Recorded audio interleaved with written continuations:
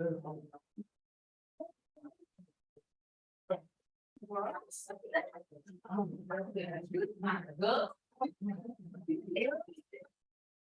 now.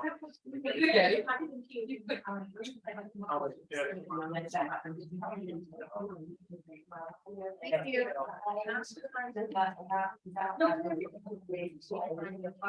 Let me know when you're ready. All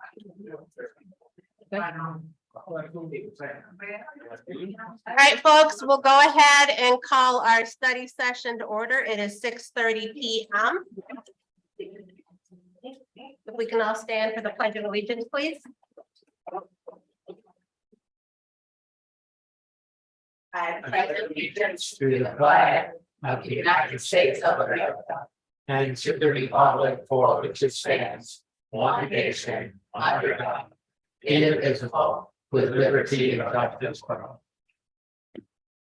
Just as a reminder, if you have a cell phone on you, please make sure that it's either on silent or off. City Clerk Domingo, if you'll take roll call for us, please.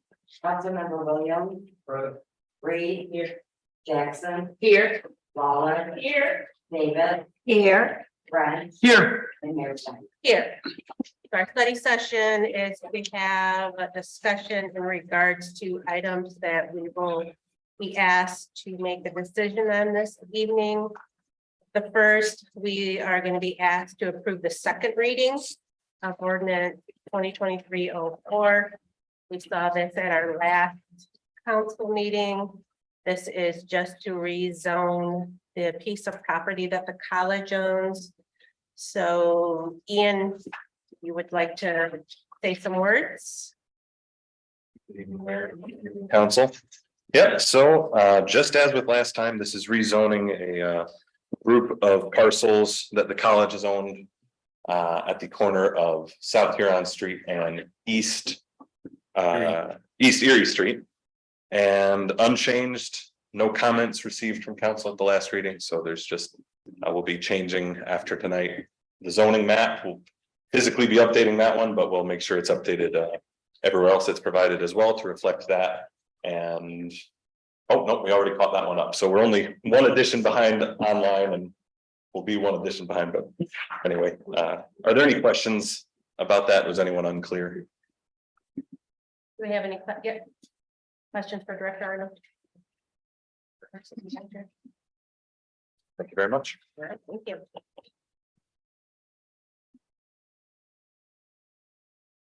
Next, we're going to be asked to approve the renewal of the processor and grow permit from Panacea Health Solutions. They all have a copy. Yeah, you all have copies of the applications in front of you. This was already approved by the Planning Commission, but as you notice, also has to come to City Council for final approval. Do we have any questions in regards to this item?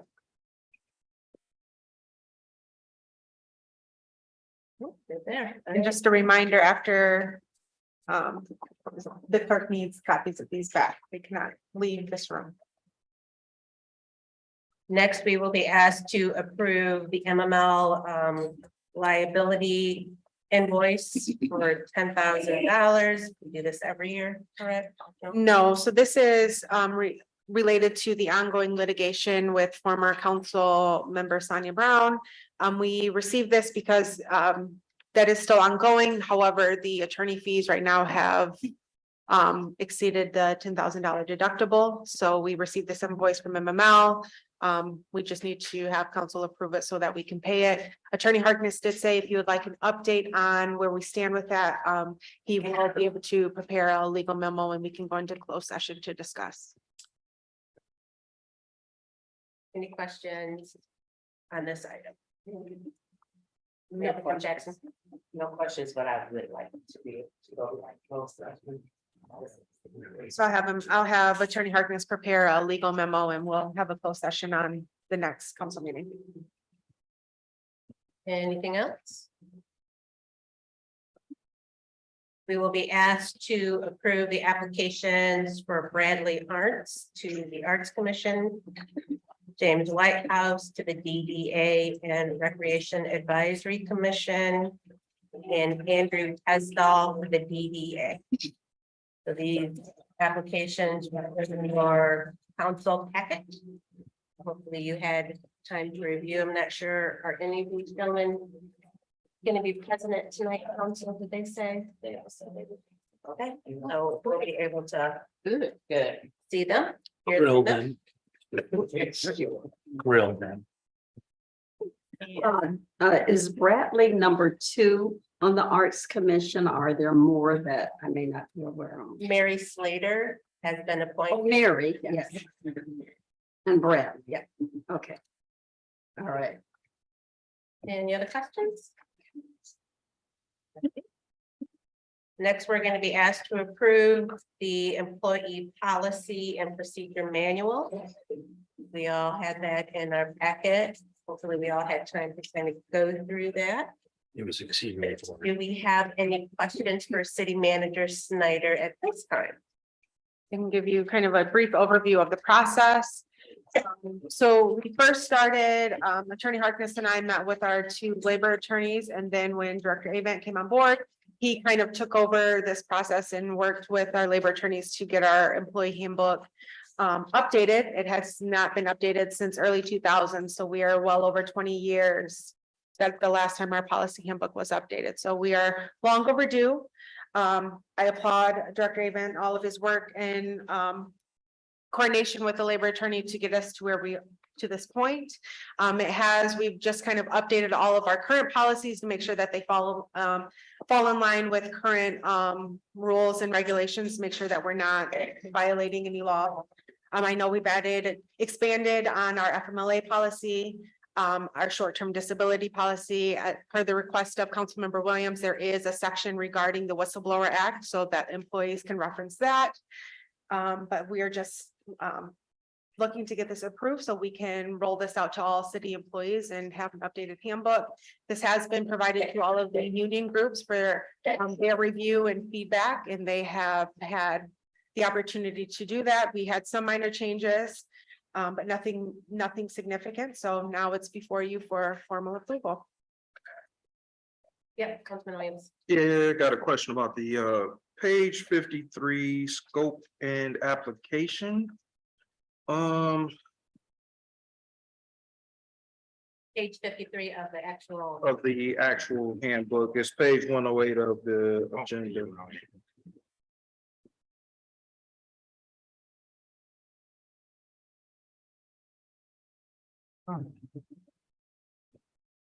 And it's a scope of application, all non-represented, regular, full-time and part-time employees who are subject to these policies shall have the right to use this procedure. Aren't the majority of the employees represented, meaning, I believe this, union? yes, so most of our employees are union employees, so they would fall under the discipline process that's outlined in their collective bargaining agreement. So this is for everyone outside of that, or anything that's not covered in a collective bargaining agreement. Okay, but you said, discipline, this is, the complaint procedure, so this is if they have a problem with, I don't know, maybe their manager, or they have a problem with someone else that they can't necessarily go to report the issue that they have. Go to union. Yep, so they would either follow what's in, if there's a policy in their current collective bargaining agreement, they would follow that, or they can follow the formal city complaint process that it outlines that they would go to their immediate supervisor, and then that would begin that process. So should non-represented be in this, should it read non-represented, or should it read all employees? All full-time regular employees and part-time employees, instead of just your bargaining agreement doesn't give you, it doesn't spell out how you should handle a complaint. It just gives you your benefits and your working conditions. No, so they are CBAs, they are more detailed. They do provide like the formal complaint process, the grievance process. So there are different sections within CBAs that the union employees would follow. I see your hand come up, Director Evon, if you'd like to add into this. Thank you, Councilman Williams, for the question. So the CBA outlines the process for what our authority to discipline. It also outlines the grievance process for when someone wants to grieve a discipline, right? But the handbook outlines the city's work rules at large. So even the hourly employees have to follow what's in the handbook from what we view as a work rules across the board, right? And so if a non-hourly employee, salary employee has an issue, we have a process where they can report it to their department head, human resources, or city manager, right? But that's separate from the hourly process where they have to. It's not necessarily they have to follow steps there, that's just where it dictates what we can do, what our authority is to the plan. And then the handbook outline what the discipline rules are. Makes sense? There's a but to it. Well, I guess. No, I'm here. No, because I mean, discipline keeps coming up as a topic, but we're talking about the complaint proceeding specifically. Okay. So if, I don't know, if someone has a issue with the mayor, who do they go to? You see what I'm saying? So does this cover the steps that they take? Because that's what, when I was reading it, that's what I was looking for. Was if I have an issue with somebody that's my senior or that's a supervisor over me, how do I in turn resolve that issue without going to them because they're the person that I have the issue with? Yeah, each step in there outlines the reporting requirements.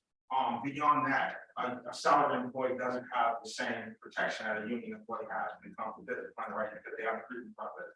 We still do a fair process of investigating, but the reporting process is outlined in the handbook. For example, if someone is accused of sexual harassment, they would have to go to the direct supervisor or the HR.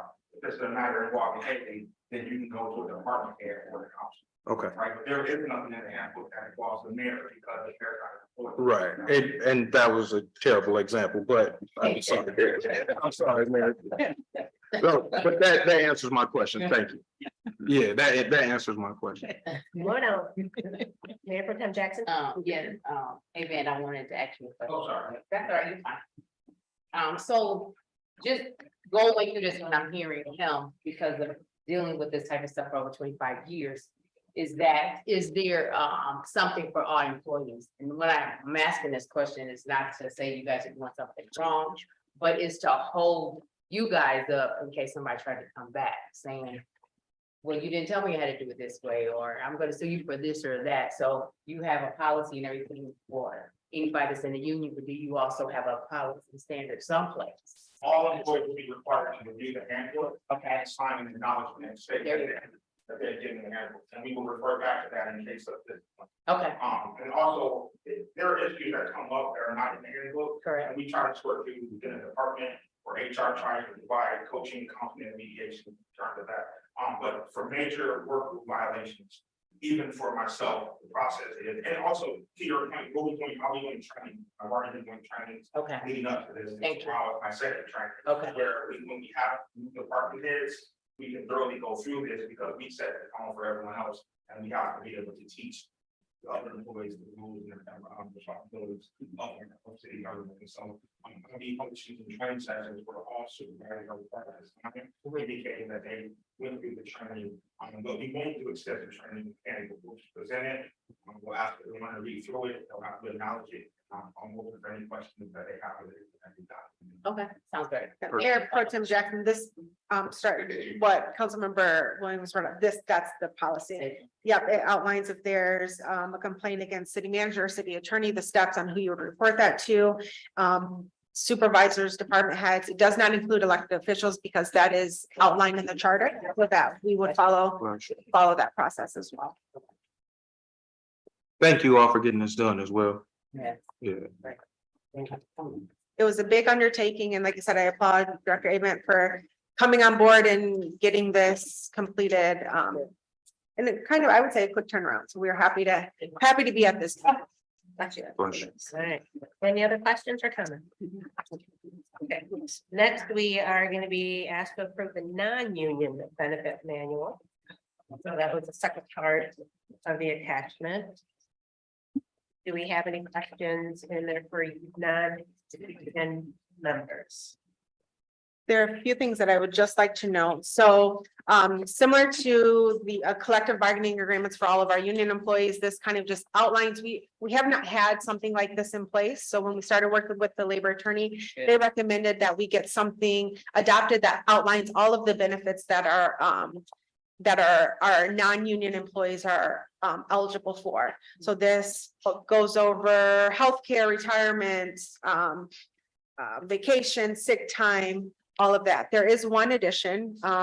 We are looking to, Dr. Avon and I, we've had conversations on how can we recruit and retain employees. I know it's a challenge. It's starting to become a challenge to hire and fill some positions. So we have included a parental leave policy.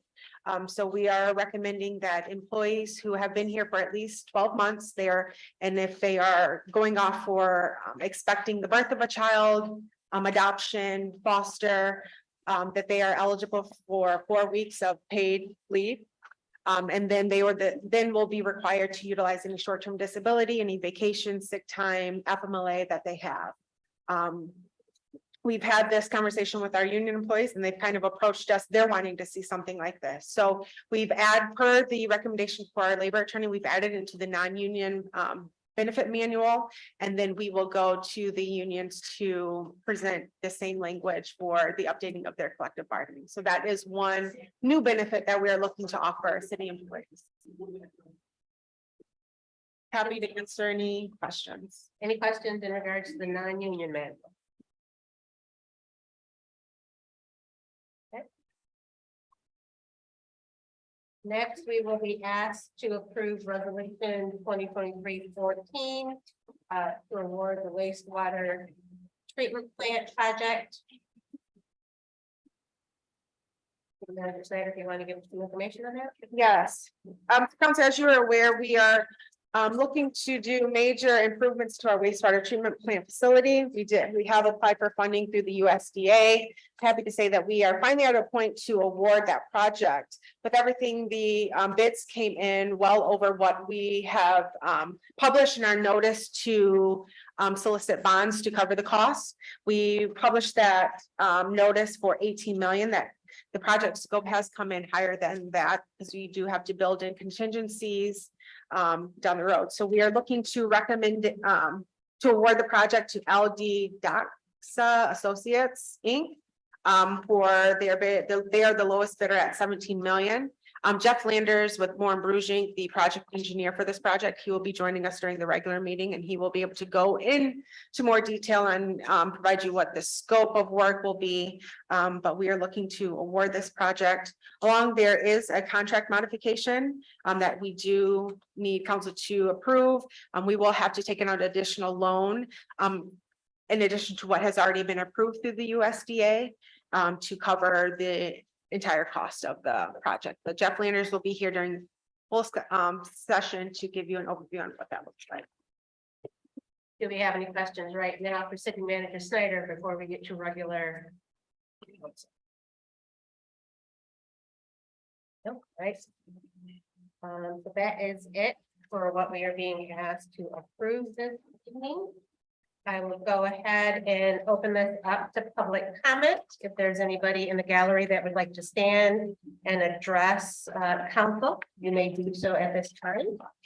And 3 minutes is yours. Good evening, everyone. I just want to get an update on the jail. My name is Steve Bigley, I'm the sheriff. And I came tonight for the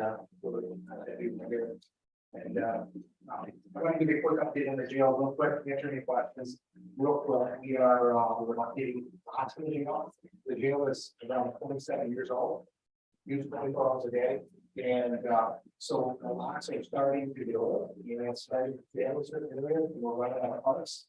So we went, there's at least one possibility, we could pull out new locks in it, and we're through switching all the locks over in the facility to for obvious reasons, security reasons. Second thing, we're looking at purchasing a new body scanner for the intake area of jail. where the body scanner would actually scan the image when they come in. If you come in the body scanner, it'd be scanned, and we can actually see a bag of heroin for their stomach, for their intestine, if it's passing through. So we can see if they follow it anything, or if they have anything else illegal on their persons that we don't want inside the facility. We're doing that with forfeiture accounts, with money for that, and other MR risk management. So no general fund money. Second thing we're doing is we're seeing an increase. We're seeing an inmate mail coming in, and they're actually dipping the mail into a drug. It dries in the form of the mail. The inmate is actually overdosing when they receive their mail. They're damaging. I mean, it really shows how sad a drug addiction can be. And so we are transitioning. We have a company we're working with. There'll be one iPad for 2 inmates. All of the mail will be scanned on the iPad, so they'll get their mail, they'll be able to look at it on the iPad, no mail. So what we're trying to do is we're trying to limit every piece of item that comes in that jail. So having around the iPad, they'll actually be able to get their mail, they'll be able to send emails, there's actually like 75 cents. And an email will be 50 cents, to be able to save some money, send an email. All of our documents, their law library will be on there, all of our regulations for the facility. Will be on there, they'll be able to check off, they'll be able to watch the videos if they like. So try to think outside the box and make sure that you know what the safest that possible is. It seems like every time you turn around, it's like there's a new issue, and we're just pivoting as quickly as we can. So I just want to apologize. I've been it's over. I usually try to make it through it too fast. When you got any of you have any questions, please reach out. We're doing a lot of very pretty interesting things with this. You don't have any questions. Yeah. Okay, I have time. As you, as these new initiatives are being implemented, what problems are you experiencing in these areas? That before this is instituted? Yeah, well, I'll tell you the biggest problem here is mental health. We have never seen the mental health crisis we have in jail, and there's people that are inside the jail. There are people that are there that need mental health treatment versus inside the jail. We're seeing an overflow. We've never had treatment. We've never had an overflow of mental health in this facility. Our front area is for detoxing. That is full of mental health. And we have a section, a small section, called overtime. We have a records also watch and monitor so people can see they're here in a mental health crisis. And the county jails are dumping grounds, to be very, very honest with each and every one of you. That is a crisis right now. We have 20 people waiting for forensics interview in Ann Arbor. Some of these inmates have been in jail for a year and a half, waiting for forensics because there are no beds to get these individuals to forensics. People do not deserve this. And so we're in a major crisis. So I thank you for asking that question. But we're trying our best, and we just, if you ask any sheriff in the state, they're going to say that all. Thank you. Yeah. The drug that you're finding on the mail, what is it, and is it something that families and households should be on the lookout for as well? Well, my understanding is almost anything that you can go ahead and resolve and dry it on the end of the mail. I mean, you can't imagine this, but in Indian jail, there are a couple of times we got a large can of Indian. And fair enough, we find that there's a piece of paper that's floating around that we didn't area, and it's flooded before we get in there and find out exactly what it is. So it's about whatever they can drive, what we can get up at a corner, but that's what we stopped here. So. Okay. Yeah. Thank you. Yeah. Thank you. Very much. Anybody else in the gallery would like to stand and address council? You may do so at this time. Please just state your name and address. Hello, my name is Tim Hilbert, and I'm 290 Freedom Street. I'm Kurt Sampson. My address is 750 Circle 1. And we are Albion College with the students under the Center for Sustainability in the Environment and under AmeriCorps. And we're here to sort of plan a community day, which would be an event from 9 a.m. to 1 p.m. on September 9th this year. And provide food And we plan on having members of the community and Albion College students, volunteers, and contributors to the event. And we plan for multiple sites to like clean up flowers and or do cleanups and plant flowers. And we hope that these activities downtown on Main Street and along Center. We have a couple questions, and we would like feedback if possible. My first question would be, are there any other projects that we can do for the city and community? So unfortunately, during council meeting, when we have public comment, like we can't do a back and forth type of conversation, but those are definitely notes that we can take and follow up with you after meeting. We also left our contact information on the flyers at the bottom, so. Yes, well, I'm gonna continue. Sure. Yep. Okay, and my next question would be, we express interest in working in all parts of the city. So are there any locations around the city that you may know of that could benefit from these activities? And lastly, I would like to say it would be greatly appreciated if everyone could spread the message about this event and recruit community members. Our contact information is on the flyer that I set for this week, and that's all we have for today. Thank you for your time and have a wonderful day. Welcome. And you. if you all have more that you wanted to present, this is just a study session. We also have our regular council starting at 7. So we did have a spot allocated for you all to present. So I'm not sure if you still have more to offer up to council. If not, then we can call it good. Yeah, no problem. Okay. Thank you. We got a copy of that, please. Yeah, I think we got an email, and so could we follow up with Christina? With the question and trying to work on getting that information out, your contact info. Definitely, there is an abundance of need that our community has, so I think you guys will not be for lack of having suggestions. But thank you for being here. All right, anybody else would like to stand and address council at this time?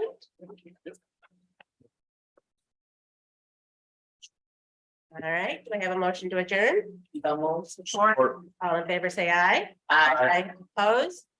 All right, study session adjourned 6:57.